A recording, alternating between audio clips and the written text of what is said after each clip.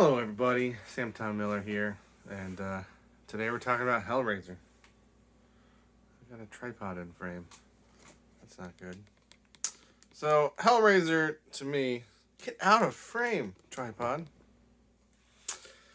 To me, this has always been the odd one out when you're talking about classic horror movies, and I think it's because it's just people try to lump it in with slashers, but it's not really a slasher, right? You got the big three: Halloween, Michael Myers, Friday the 13th, Jason Voorhees, and Nightmare on Elm Street, Freddy Krueger, right?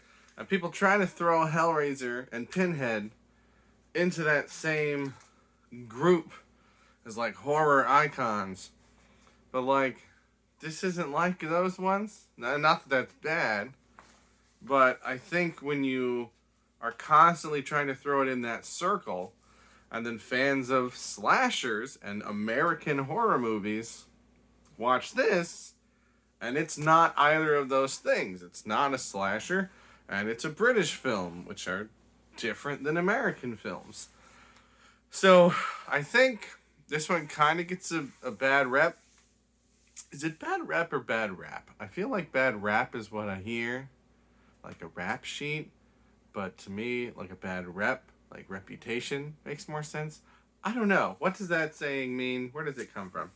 I'm going to say bad rep because that's what makes more sense to me. So I feel like this film just kind of never gets... Not never. Certainly not never. It has 9 sequels and a reboot. There are fans of this movie. But in the larger conversation, I don't think it quite gets its due, because I feel like it's always thrown into the wrong conversation. And to that end, like I said, clearly people must like this movie because it's got 9 sequels and a reboot. But I feel like I've never seen those people online talking about it like I have with the other classic horror movies. I've never seen haters of the movie talking about it online like I've seen for things like Blair Witch Project and the Paranormal Activity series and the Saw series. So, like, I don't see fans of it really talking about it that much. I don't see haters of it really talking about it that much. So it seems like it's just got this quiet little fan base, which maybe it's because it's British, right? Maybe British people are more polite, right? That's what the stereotype is. So this is just kind of a weird horror movie that seems like it never quite should have been as well known as it is, but it kind of snuck in there, and it's just kind of weird. It's just kind of weird. Spoiler alert from the end. Like, I don't love it, but I don't hate it. But let's get into my notes. My first note is the nail shot. So these people are moving into this house, and they're moving up this mattress, and there's a nail sticking out of the old staircase that the guy ends up cutting his hand on. And it shows the nail several times before it happens. And, like, that kind of suspense, that kind of camera work and cutting back and forth, and, like, you know what's coming, even though it's, like, not a big deal, right? It's like a little cut that you would get around your house, and it's not a huge gory kill.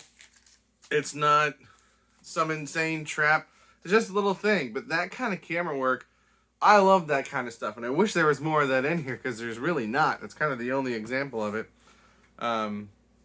It's almost like that shot in A Quiet Place with the nail sticking up in the stairs, and she doesn't step on it the first time, but you know that it's coming. Except for that one's stupid, because after her clothes gets caught on it, she doesn't do anything about it. She just leaves it there. And this one's not stupid. So, well done with the nail shot. Wish there was more of that. The shot of what I called the reconstituting corpse. I don't know if that's the right word, reconstituting. The very, very kind of first shot where the arms come up and swing down, I thought looked a little silly. The animatronics or whatever they used, not quite there. But the whole rest of the shot, I thought was pretty well done and holds up pretty well for how not only how old this movie is, but how small the budget was. So that was, and I've seen this movie before. I just remember absolutely nothing about it other than the box itself, the image of the box itself. I didn't even remember like what it did or how it factored into the story. I remembered nothing, which I think kind of goes towards my overall feelings of it. Of it's just kind of forgettable to me. So I didn't remember that scene at all of the corpse coming out or any of that. So that was cool to see. Then we get this concept of this Frank needs blood to reform and reshape himself and come back to life somehow. And I forget the woman's name, but she starts leading men into the house and then murdering them.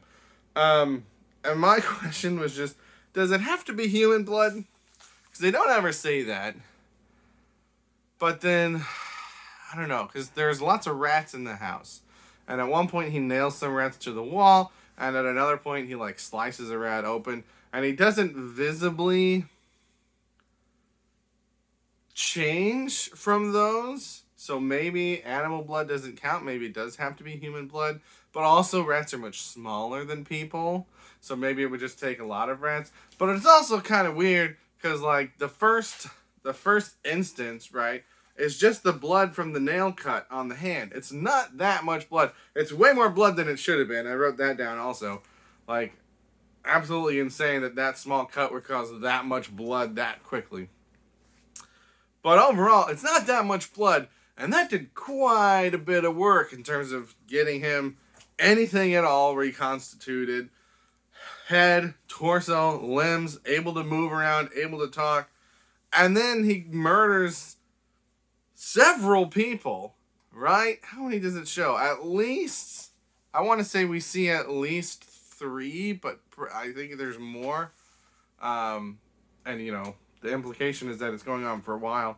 And, like, at first he says just 1 more, maybe 2. But, like, after multiple people have been murdered and he's consumed all that he can, it seems like it's slowing down after that. So, it's inconsistent how much he gets from how much he takes. So I do kind of feel like maybe just at that point, excuse me, the ghost is moving I didn't even touch it. That was weird. I think my floorboards are not completely flush, and so I moved my foot. Yeah, that's it. There's no ghosts. It's just a warpy floor. Anyway, sorry about that. Where was I?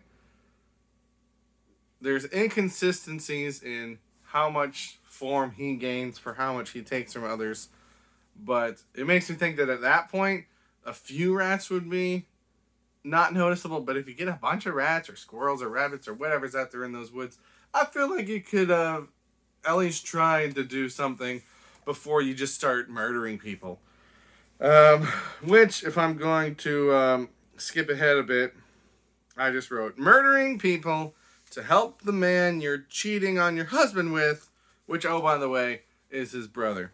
So this is kind of, I've mentioned this in other videos before, but, like, there's no good guy in this movie.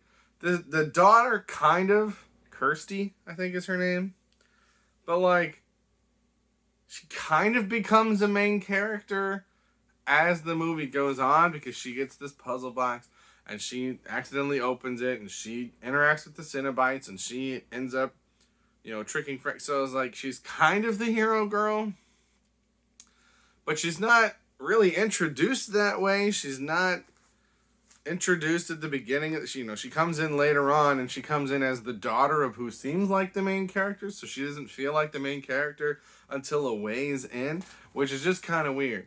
And so we've got Frank, obviously the bad guy.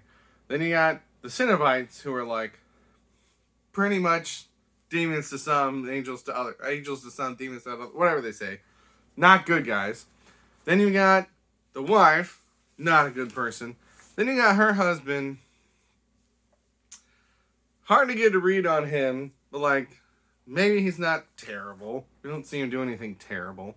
But, like, he certainly doesn't seem like a hero character. So it's just a bunch of bad people. A bunch of to bad people and this daughter who kind of is supposed to be the hero, but she's not framed that way. So it's just movies like this, I have a hard time finding someone to root for. And again, I think this is something that contrasts it with kind of the classic horror slashers, is that you got someone like Laurie Strode or the camp counselors or what's her name? What's the girl's name from Nightmare on Elm Street? My friends and I used to quote the line where he talks to her, and I can't remember it anymore.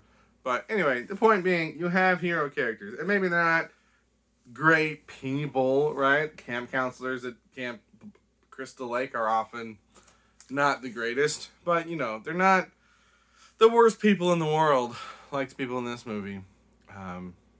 And so, even though the daughter does kind of become the hero later on, by that point, I'm already not invested in the movie because I didn't have someone to root for up until that point, so I'm kind of already checked out of it. And that's a me thing. That's not a movie thing. That's just a me thing. At one point I wrote, oh, yay, dream sequences, because Kirsty has a dream sequence that really serves no purpose, and it doesn't come back anymore. So, like, again, I've said this before. Dream sequences, hallucinations, things that, you know, did it really happen? Did it not really happen? I only really like those when they're important to the plot, they're important to the main character that we're following, and it becomes a thing where the audience doesn't really know because the character doesn't really know, but that's the main struggle. And none of those things are true here. It's just a dream sequence just for a cheap scare that doesn't have any consequences. And then my last note was just that hammer stays pretty clean. Because she continues murdering people with this hammer. That's always, you know, I think they just use the same shot of her taking it off the hook every time. It's never covered in blood. It's never dirty. It's never, just kind of a weird, silly thing that I noticed. So, Hellraiser, obviously I'm not the hugest fan of it. I don't hate it. Don't think it's horrible. But I'm curious as to where the Hellraiser fans are, right? Because we're getting this reboot. I'm going to watch it. I'll do a video on it. But, like, this franchise has endured and survived and now has 10 films total. Is it 9 sequels in a reboot or 9 in the original series? 1 and then 8 sequels. Anyway, several films. So clearly there's a fan base. But where are they? Are they just quiet? Are they in Britain? Are they... I don't know. I don't know where the fan base is. But yeah, that's going to do it for my video on Hellraiser. The weird, awkward, red-headed stepchild of horror franchises from, I want to say the 80s. But Halloween and then started back in the 70s. But I think Nightmare on Elm Street was later. I don't know my history. Anyway, it's going to do it. Let me know what you think of Hellraiser. Have you seen it? Are you a fan? Do you think it holds up like the other ones? And, like, you know, just my own personal whatever. I've got all the Halloweens. I've got all the Nightmare on Elm Streets. I've got all the Friday the 13th. I only have the first Hellraiser. And I've looked into buying the other ones because I like owning collections, but I just never enjoyed this movie enough to justify to myself buying the rest of them. Are any of them good? They're all straight to video. None of them were theatrically released, so I kind of doubt it. But maybe there's a hidden gem in there. If you know, if you're familiar, let me know, and maybe I'll check them out. But that's all I got for this. Thank you for watching, and have a good day.